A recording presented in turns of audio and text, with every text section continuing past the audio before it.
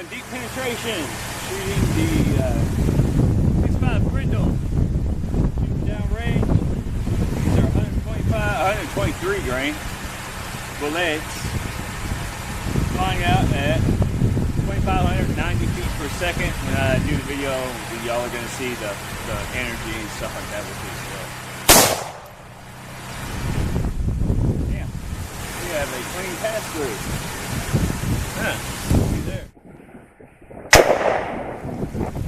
Alright, we went clean through 7 boards, 2x6s. Passed through the first one, and got it on the second chuck behind. That's definitely a lot of energy.